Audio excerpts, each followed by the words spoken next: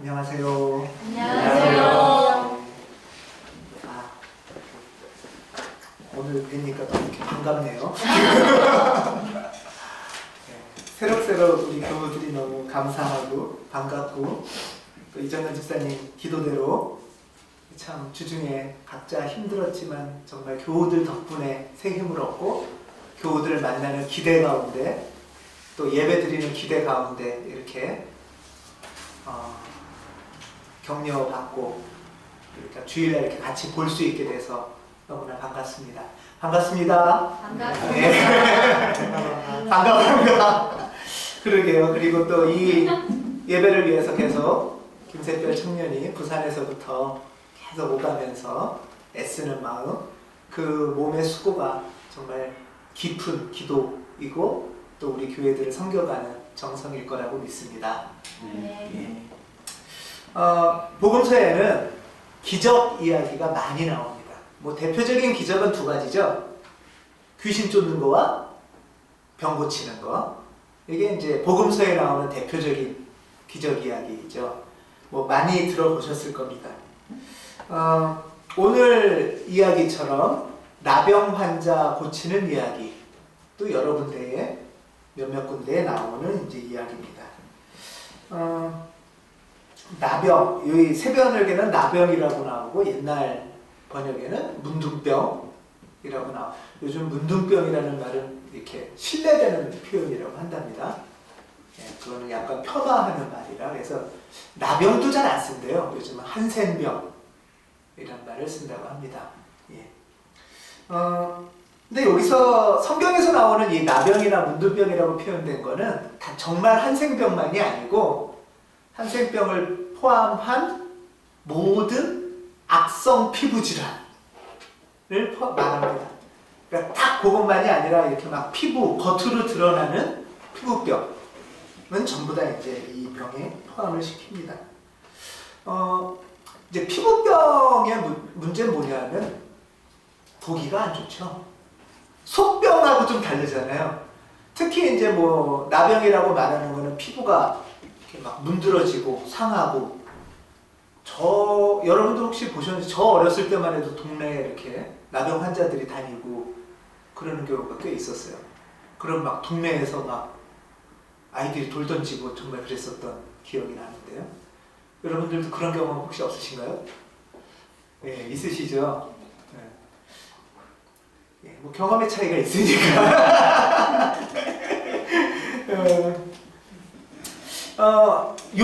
저 어렸을 때처럼 이스라엘에서도 이게 이제 뭐 악성 병의 문제만이 아니라 혐오감을 주는 병이에요. 사람들한테. 혐오감을 주는 병이라서 이게 이제 전염병이니까, 피부병은 또 전염된다고 하잖아요. 그러니까 이제 동네 사람들이 동네에 못 오게 하는 거죠, 이 병은. 이 마을에 들어오질 못하게 하고, 마을에 들어오면 막 돌 던져서 쫓아내고, 그게 이제 이 나병이라고 말하는 이 병의 무서운 겁니다. 그래서 이 사람들은 동네에서 살 수가 없어요. 나병에 걸리면. 뭐 집에서도 당연히 살 수가 없고, 그러니까 마을 바깥에 쫓겨나서, 옛날에 우리나라에도 이렇게 문둥병 환자들끼리 모여 사는 산속이나 이런 데 있었잖아요. 움막. 그러다가 그것도 안 되면 더 몰아내서 이제 섬, 소록도 이런 데로 몰아냈었잖아요. 그런 것처럼 쫓겨나는 병이죠. 그러니까 이 병에 걸렸다 하면 가족으로부터도 버림받고, 동네에서도 쫓겨나고, 완전히 인간처럼 살 수 없는 거죠. 인간 이하의 존재로 사는 병입니다. 그리고 우연히 어떻게 산속이든 동네 주변에서, 근데 이제 먹을 게 없으니까 마을로 이제 오거나 물 마시러 온단 말이에요. 그러다 사람을 만나면, 이 사람은, 이건 이제 이스라엘의 율법인데요. 자기 얼굴을 가리고 나는 더럽습니다, 더럽습니다 이렇게 소리를 쳐야 돼요. 그래서 그 사람이 침 뱉고 지나가게, 피해서 가게, 맞닥뜨리지 않게, 이게 반드시 해야 될 의무예요. 그리고 멀리서 보이면은 얼굴 가리고 소리치고, 가까이 가면 안 되고요. 걸음으로 100보, 최소한 가까이 가도 100보 이상은 가까이 가면 안 된답니다. 그건 율법에 정해져 있는 거예요. 또는 돌멩이로 던져서 맞지 않을 정도의 거리. 한 뭐 최소한 뭐 몇십 미터에서 100m 정도가 되는 거겠죠. 예. 더군다나 이제 이 병이 무서운 거는 이스라엘 사람들은 다 병 걸리는 거는 죄 져서 걸렸다 이렇게 생각을 했잖아요. 그러니까 죄를 졌기 때문에 하나님으로부터 버림받아서 병 걸린 거다. 그러니까 하나님으로부터도 버림받은 인생이에요. 이 병에 걸린 사람은. 하나님한테 마저도 버림을 받았다면 그 인생을 누가 구원해 줄 수 있을까요? 사실 우리도 모든 사람이 손가락질하거나 모든 사람으로부터 죄인이라고 그래도 하나님만이 구원해 주실 수 있는 그 손길인데 이 죄인은 하나님마저도 버린 인생 이렇게 이제 되는 거죠. 유태인들이 볼 때는. 그러니까 정말 구제불능의 인생이죠. 그리고 마을 중심에 사는 게 아니니까 마을 주변부에 사니까 뭐죠? 변두리 인생이에요. 변두리 인생. 변두리 인생이고 인간 같지 않은 삶이고 남의 눈치 봐야 되는 인생이고 이게 이제 나병 환자라는 모습에 드러나는 뜻입니다. 그러니까 성경에서 나오는 나병 환자라면은 그냥 어떤 여러 병 중에 하나에 걸린 병자라는 의미만이 아니라 마을에서 살 수 없는 존재. 마을 바깥에 쫓겨난, 사람들 관계로부터 쫓겨난 인생. 주변부에서 그냥 눈치 보면서 빌빌 돌아다녀야 되는, 사람과의 정상적인 관계도 맺을 수 없는, 더 나아가서는 하나님으로부터도 버림받은 구제불능의 인생. 이란 뜻이에요. 성경에서 병자, 특히 나병 환자라는 의미. 그러니까 정말 최악의 인생이죠. 그래서 오늘 이제 보면은 예수님이 어떤 마을로 들어가시는데 마을 입구에 어디 뭐 산동네는 어디 있었나 봐요. 그러다 예수님이 지나가니까 오늘 12절에 보면은 멀찍이 멈추어 서서 소리쳤다고 나오죠. 예수님한테 가까이 다가가지 못한 거예요. 이 나병 환자는. 12절에 보면은 멀찍이 멈추어 서서 소리쳤다. 그러니까 예수님이 어떤 마을로 들어가는데 나병 환자 10명이라니까 뭐 하여튼 나병 환자 무리가 있었단 얘기죠. 사실 나병 환자들이 산속에서 웅크려 들고 산 거예요. 사람 같지 않게. 그러다 예수님이 지나가니까 감히 가까이는 못 가고 멀찍이 서서 소리친 그런 정말 처참하고 불쌍한 인생을 뜻합니다. 이 소리를 듣고 예수님께서 이들을 보시고 13절에 이들을 이제 소리를 쳤으니까 이렇게 돌아보셨겠죠. 근데 예수님께 이제 소리를 치는 거예요. 뭐라고 소리를 치죠? 예수님, 우리를 불쌍히 여겨 주십시오. 예수 선생님 또는 예수님, 우리를 불쌍히 여겨 주십시오. 여러분 혹시 이렇게 기도하실 때 있으신가요? 주님, 저를 불쌍히 여겨 주십시오. 불쌍히 여겨 주십시오라는 말은 자비를 베풀어 주십시오라는 말하고 똑같은 뜻이에요. 여기서 성경에서는 주님, 저를 불쌍히 여겨 주십시오. 또는 저에게 자비를 베풀어 주십시오. 얼마나 이 나병 환자한테 간절한 외침이었겠어요. 멀찍이 서서 하나님한테 마저 버림받았을지 모른다는 두려움 속에서도 주님, 제 인상을 좀 불쌍히 여겨 주십시오 하고 이제 소리를 친 거예요. 주님, 우리를 불쌍히 여겨 주십시오. 이 말은 동방정교회의 굉장히 오래된 기도문입니다. 이 기도문을 예수기도라고 부르는 기도문이에요. 예수기도.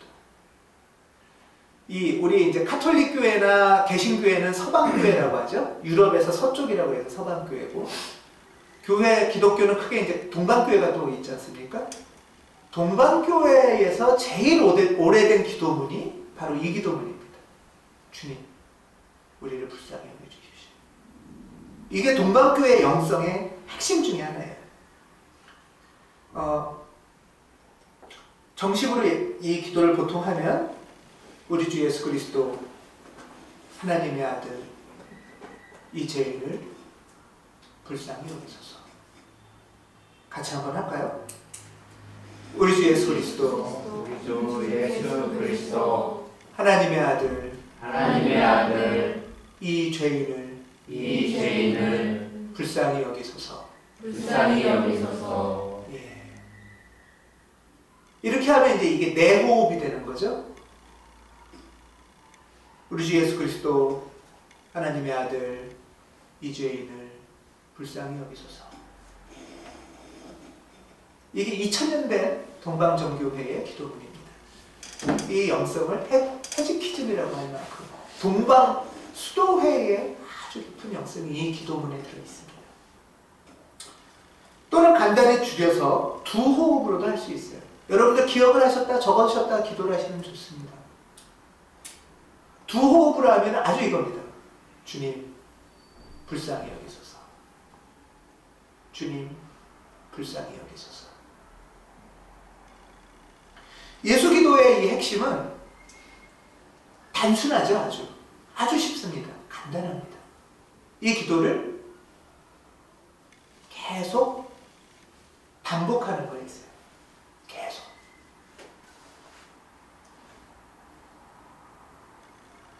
무엇을 하든지 성경에 보면 쉬지 말고 기도하라 라고 나오죠. 이 쉬지 말고 기도하라라는 걸 어떻게 할 수 있을까? 어떻게 안 쉬고 기도할 수 있을까를 동방교회 사람들이 고민하고 기도하고 묵상하다가 깨달은 기도문이 바로 이거예요. 주님 불쌍히 여기소서. 주님 자비를 베푸소서. 그게 호흡이나 내 심장하고 이어지게 합니다. 저도 한동안 산책하면서 왼쪽 발 걸을 때는 뒷산을 걷거나 뒷산을 걷거나 산책하면서 기도를 한동안 계속 한 적이 있는데, 왼쪽 발을 갈 때는 주 예수 그리스도, 오른쪽에는 불쌍히 여기소서, 주 예수 그리스도 불쌍히 여기소서, 주 예수 그리스도 불쌍히 여기소서. 이게 이제 기도문입니다. 걷는 기도. 이 기도는 좋은 게 이렇게 걸어 다닐 때 기도를 할 수 있어요. 또는 운전하면서 기도를 할 수가 있어요. 설거지를 하거나 단순 노동을 하면서 기도를 할 수가 있어요. 이 기도의 목표는 내가 숨을 내쉬었다, 들이쉬었다, 내쉬었다, 들이쉬었다 하는 것처럼 주님 불쌍히 여기소서, 주님 불쌍히 여기소서. 그래서 결국은 이게 하루에 3000번, 5000번, 10,000번을 할 수 있다고 합니다. 저는 여러분이 한번 해볼 만한, 시도해볼 만한 좋은 기도라고 생각하는데요. 이 기도는 이것 주세요, 저것 주세요, 이런 기도랑은 굉장히 다르죠. 아주 단순하지만 정말 겸손함으로 드리는 기도예요. 이 나병 환자처럼 정말 좀 주님 불쌍히 여기소서, 그거 말고는 무슨 기도를 드릴 수 있겠어요. 또는 또한 이 기도는 머리로 이렇게 할까? 저렇게 할까? 이걸 해야 할 때나 저거, 그렇게 머리로 생각하지 않는 정말 낮은 기도문이기도 합니다. 그래서 일하면서나 일상에서는 우리가 익숙하게 될 때까지 시도해볼 만한 아주 깊은 영성의 기도문입니다. 정말 뭐 머리로 생각하거나 아니면 이것 주세요, 저것 주세요, 이거보다 더 그냥 주님 제발 제 처지를 주님 봐주시고, 주님 저를 불쌍히 여겨주십시오. 그거 이상의 어떤 강구가 있을 수 있을까 하는 생각도 듭니다. 이 나병 환자의 삶이라면. 그렇지 않습니까? 여러분들 아팠을 때 어떠셨어요? 막 여러 기도하셨나요? 아니죠. 정말 단순한 기도를 사실은 드리게 되는 게, 아픈데 요거 먼저 낫게 해주시고 뭐 이렇게 하게 해주시고 그런 거 아니잖아요. 그냥 온전히 주님께 맡기는 거죠. 온전히 주님께 맡기고 간구하는 기도. 주님 해주세요.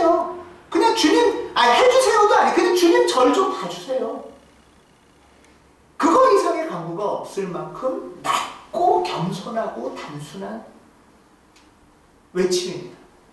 이 나병 자는 감히 다가가지도 못한 거죠. 예수님한테. 다가가지도 못하지만 외치는 이 외침. 이 간절한 외침, 이 겸손한 기도에 예수님께서는 응답하십니다. 어떻게 응답하시죠? 14절에 보면 가서 제사장들에게 너희 몸을 보여라 라고 말씀을 해요. 이 기도하셨는데 응답하신 거예요. 그쵸? 가서 제사장들한테 너희 몸을 보여라. 근데 이게 어떤 응답인지를 우리가 알아들어야 돼요. 이게 어떤 응답인지. 우리가 기도하고 간구하다 보면 들려오는 말씀이 있어요. 설교 가운데 들릴 수도 있고 성경을 보다 들릴 수도 있고 믿음의 식구들이 권면할 수도 있죠. 들려오는 말씀이 있는데 그때 이 말씀이 무슨 뜻인지를 잘 알아야 됩니다. 가서 제사장들에게 내 몸을 보여라. 이건 무슨 뜻이냐? 왜 이렇게 말씀하셨을까? 제사장 보고 고쳐달라는 걸까요? 그게 아니죠. 그게 아니고 제사장들한테 가서는 어떤 거냐면 병이 난 거를 확인하라고 하는 거예요. 그러니까 무슨 말이냐? 이 사람이 이제 병이 걸려서 마을에서 쫓겨났잖아요. 근데 만약에 이 사람이 병이 나면 어떻게 할까요? 지 맘대로 마을에 들어올 수는 없어요. 지 맘대로 마을에는 못 들어오고 아, 네 병이 나았다 하고 허락을 딱 정식으로 받아야 마을에 들어올 수가 있어요. 그 허락을 누가 해줘요? 제사장이 해주는 거예요. 그러니까 제사장이 하는 일은 병을 고쳐주는 일을 하는 게 아니라 병이 이미 고쳐진 거를 세세하게 검사해서 확인하는 일을 하는 사람이에요. 제사장. 그게 무슨 말이냐? 가서 제사장한테 네 몸을 보여라라는 말은 네 몸이 난 거를 확인시켜라라는 얘기예요. 제사장한테. 자, 그러면은 나야 확인시키러 가죠? 그쵸? 나야 확인시키러 가는데 났습니까? 이 오늘 본문에 의하면? 안 났죠? 네, 안 났어요. 안 난 상태에서 주님 저를 불쌍히 여겨주십시오 하는데 예수님이 그 응답을 들으시고 응답하심으로 가서 제사장한테 네 몸을 보여라. 근데 아직 안 났어요. 성경에는 어떻게 나오냐 하면 그들이 가는 동안에 몸이 깨끗해졌다고 나와요. 가서 제사장들에게 너희 몸을 보여라. 그런 데는 여기서 잘못된 번역 같아요. 빼버리시는 데도 좋습니다. 그냥 그리고 그들이 가는 동안에 몸이 깨끗해졌다. 몸이 난 다음에 제사장한테 가서 확인하는 게 아니라 응답은 받았는데 난 아직 안 났어. 자, 여러분 같으면 어떻게 하시겠습니까? 이제? 확인하고. 예. 확인을 했는데 났어요? 안 났어요? 안 났죠? 그러면 어떻게 하시겠냐고요? 이거예요. 기도했습니다. 응답하셨어요. 그 다음에 어떻게 하시겠냐고요?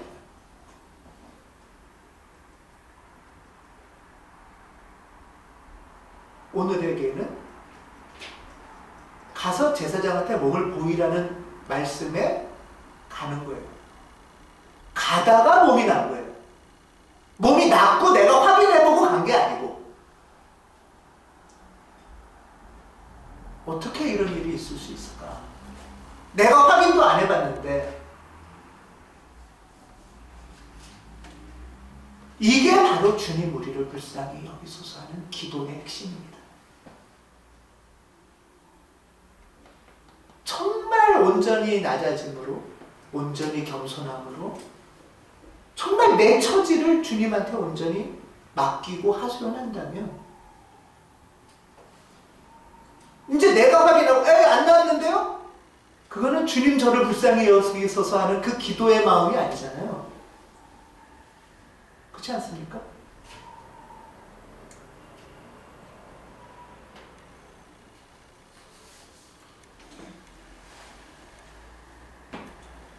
우리는 보통 기도를 하면 응답을 기대하죠. 주님, 저를 불쌍히 여기서 이렇게 기도 안 하고 사실은 주님 이거 해주세요. 또는 이거 이렇게 할까요? 근데 주님이 다시 응답을 하세요. 기도하고 응답을 하세요. 응답을 하는데 그러면은 우리의 기대하는 바는 뭐죠? 그냥 주님이 딱 알아서 해주고 끝나는 거죠. 주님이 움직이길 바라시는 거죠. 근데 오늘 기도는 거기서 끝나지 않죠. 주님이 다시 얘기를 해서 내가 움직이길 바라시는 거예요. 얘기하는 가운데. 그쵸? 지금 기도예요, 이게. 우리는 하나님한테 명령을 하는 거죠. 기도가 아니고 사실은. 하나님 이거 해주세요. 저거 하세요. 근데 기도는 주님 저를 제 처지를 돌봐주세요. 저한테 잡을. 그랬을 때 주님이 대답하시고 거기에 내가 응답을. 이게 지금 기도의 과정이에요. 아주 단순한 주님 제 처지를 불쌍히 여겨주십시오. 주 예수 그리스도 하나님의 아들 제 인생을 불쌍히 여겨주십시오. 라고 간절하고 겸손함으로 기도를 한다면 하나님께서 분명히 말씀하십니다. 근데 거기서 끝이 아니고 그 말씀에 내가 어떻게 반응하는 거냐. 그래야 기적이 일어나요. 병 고침은 그때 일어나는 거지. 그렇지 않습니까? 우리는 근데 이 역동 속에서 내가 믿음의 실천, 믿음의 역사를 하는 건 안 하고 하나님이 그냥 알아서 해주길 바라는, 하나님이 내 종로로 타기를 바라는 거를 기도라고 착각할 때가 많이 있죠. 정말 이 종교의 기도, 예수 기도라고 하는 주 예수 그리스도 하나님의 아드님 제 인생을 불쌍히 여겨주십시오. 주님 저를 불쌍히 여기소서. 이건 정말 주님께서 나를 봐주시길 바라는 그 응답. 나만 요구하는 게 기도가 아니라 하나님과의 대화 속에서 내가 응답할 때 기적이 일어난다는 게 오늘 병자가 치료되는 과정입니다. 그런데 사실은 성경의 많은 부분은 이 믿음, 네 믿음이 너를 구원했다, 네 행위가 너를 구원했다라는 얘기가 많이 나옵니다. 그런데 오늘 이야기는 조금 더 독특합니다. 여기서 끝나지가 않습니다. 오늘 이야기는 여기서 끝나지 않고 그렇게 해서 이 나병 환자 10명이 다 정말 믿음이 있는 사람이었던 거예요. 그래서 가서 제사장한테 가는 길에 병이 다 났어요. 그쵸? 근데 여기서 끝나지 않고 그 10명 중에 한 명이 예수님한테 돌아와서 감사하는 마음을 드리는 게 이제 성경에 나옵니다. 15절과 16절에 보면 병이 난 다음이에요. 병이 난 다음에 그런데 그들 가운데 한 사람은 자기 병이 나은 것을 보고 큰 소리로 하나님께 영광을 돌리면서 되돌아와서 예수의 발 앞에 엎드려 감사를 드렸다. 라고 합니다. 나병 환자가 모두 몇 명이었다고요? 네, 10명. 이 10명은 다 대단한 사람이에요. 사실은 기적을 체험한 사람이고 응답받은 사람이에요. 그런데 예수님한테 돌아온 사람은 한 명밖에 없었다 라고 얘기를 합니다. 그리고 그 한 명은 사마리아인이었다.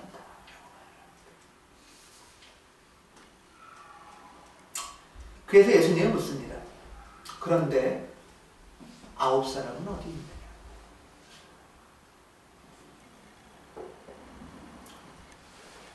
여러분 혹시 정말 은혜 가운데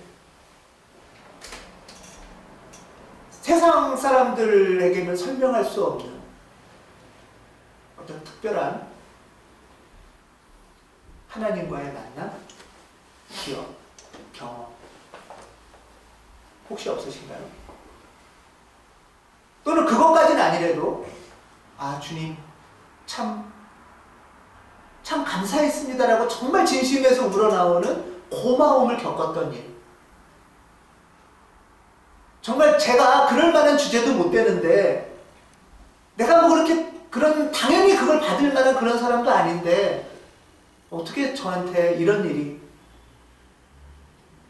인생 살면서 혹시 그런 경험들, 기억들 있으시죠? 예. 내가 부족한데도 불구하고 그런데 그 기억으로 지금도 옛날 일이었지만 그게 몇 년 전 아니면 10년 전 아니면 예수님 믿어서는 나한테 특별한 건 없었지만 그래도 그래 그건 지금 생각해도 참 감사했던 거고 그때 너무 감사했던 일이야 하는 그 기억, 그 일 때문에 지금도 행복하신가요?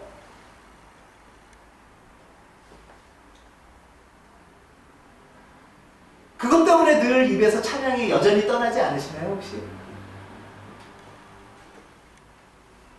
감사는 했는데 예.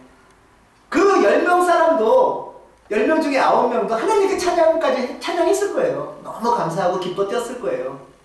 예.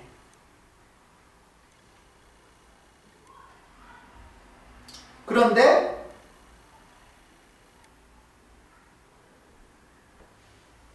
그 기억이나 그 감사가 일평생을 계속 갈까?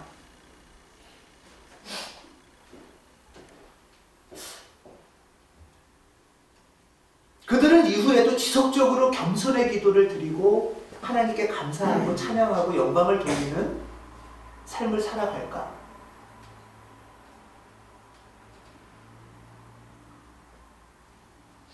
다시 말하면 그 기억 가운데 하나님과 더 깊은 관계를 만나면서 감사의 인생을 살 수 있을까?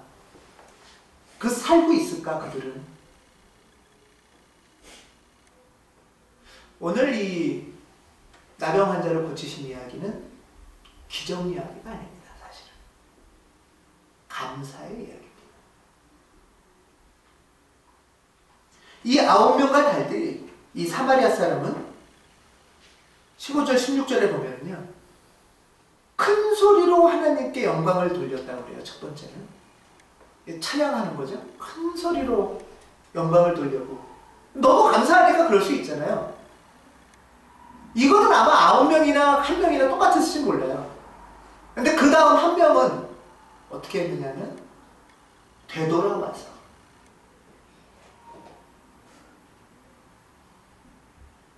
자기가 누구 때문에 기적을 만났는지 자기 인생에 이런 일이 생긴 게 어디 그 원인이 뭔지를 돌아온 거예요. 찾은 거예요. 아싸 잘됐다 이러고 그냥 가는 게 아니고 되돌아오. 내 인생 가운데 감사한 일이 있었다면 그 감사로 되돌아오는 거예요. 올해 1년 가운데 고마운 일이 있었다면 그 고마움이 무슨 일이었고 그 고마움이 어디서부터 생겼는지를 되돌아오는 거예요. 되돌아와서 그 다음에 예수의 발 앞에 엎드렸다고 합니다. 이 발 앞에 엎드린 게 아니고요. 원문에 보면 발에 얼굴을 대는 겁니다. 발에 얼굴을 대려면 어떻게 해야 돼요?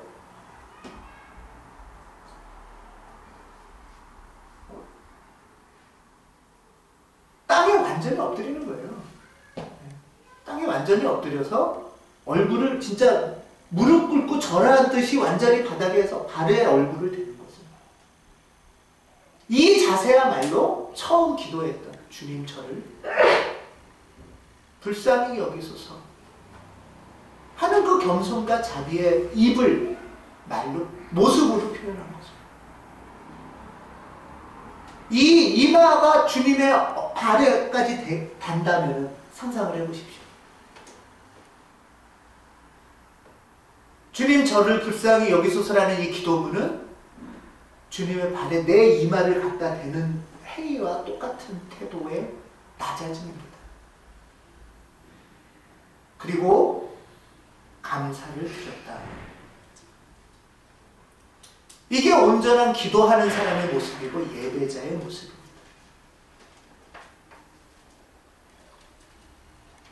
이제 2013년 한 해가 저물어가고 있습니다. 이제 11월 달에는 추수감사절을 준비하기 위해서 셋째 주일이 감사주일입니다. 여러분들 올해 한 해 동안 혹시 기억할 만한, 돌이켜봤을 때 감사했던 일, 주님께서 나를 돌아보셨군요. 또는 주님께서 내 사랑하는 식구, 가족, 또는 사랑하는 교우들 말씀 통해서 이런 은혜를 베푸셨군요. 하는 일들 혹시 있으셨나요? 이 11월 달에는 그 감사의 일로 되돌아가고, 이 감사가 내가 이게 어디서 왔었나 되돌아보는 그런 시간들이 되시길 바랍니다. 오늘 이 이야기는 사마리아인이 한 명이 돌아왔다라고 얘기하는 유대인들한테 사실 들으라고 합니다.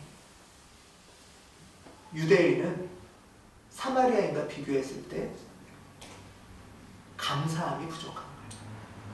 왜 감사함이 부족할까요? 사마리아인과 유대인의 차이는 여기에 있어요.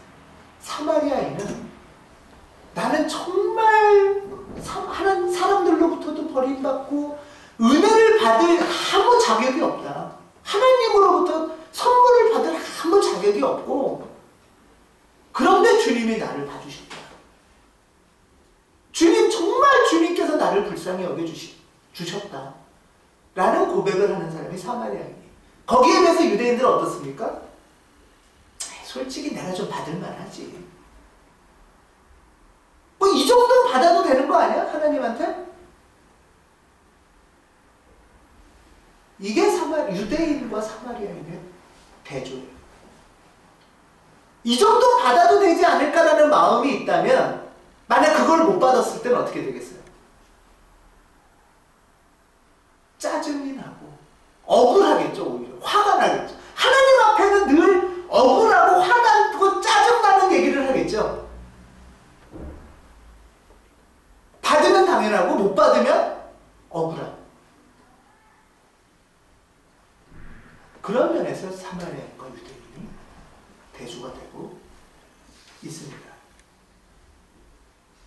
오늘 말씀에 의하면 유대인들한테 묻는 거예요. 니네들 옛날에 하나님 은혜 받았었지? 출애굽 경험도 있었고 조상한테 하나님이 자비하심으로 돌보셔서 니네 생각해봐. 감사한 일 없었어? 하나님 은혜 없었어? 자비하심 못 받았어? 그런데 그 자비하심으로 지금 너희 감사함으로 살고 있니? 지금 하나님께 찬양 드리며 살고 있니? 지금도 여전히 하나님 앞에 엎드리고 있니?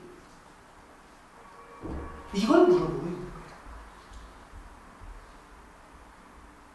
9명도 똑같이 하나님의 은혜를 받았는데 9명은 다 어디 갔니? 하고서 지금 예수님이 유대인들한테 사실은 얘기하고 있는 거예요.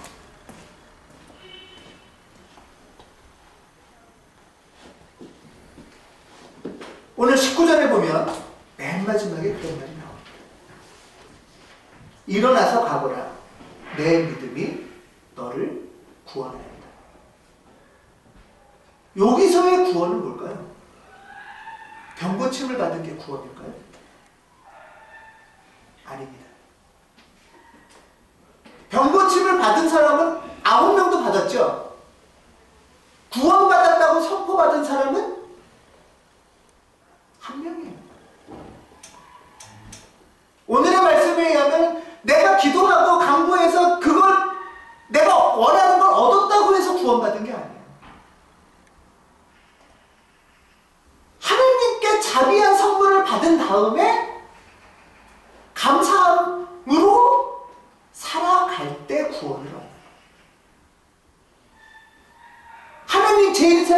불쌍히 여겨주세요 했는데 그 기도 응답으로 하나님이 우리를 불쌍히 여기셨어요. 그러면 그것에 너무 감사해서 그것에 찬양하며 예수님 앞에 돌아와서 엎드릴 때 구원을 받는다는 말씀이에요. 어떤 일이 하나 해결됐다고 해서 구원되는 게 아니고 하나님의 자비를 기억하고 찬송하고 감사드릴 때 우리는 구원받는 인생을 살 수 있다 하는 게 오늘의 말씀입니다. 여러분, 우리는 주님께 한 해가 마무리되면서 다시 한번 주님 우리를 불쌍히 여겨주십시오. 주님 우리에게 자비를 베풀어 주십시오 하고 기도하는 마음을 가지시기 바랍니다. 네. 또 한 해를 마무리하면서 다시 주님에게 돌아와서 되돌아와서 주님의 발 앞에 엎드리는 여러분 되시기를 주 예수 그리스도의 이름으로 축원합니다. 아멘. 기도하겠습니다.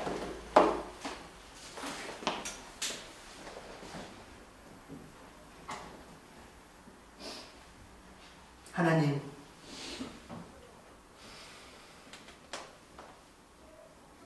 아무 받을 자격 없는 우리를 부르시고 우리의 간구에 응답하시고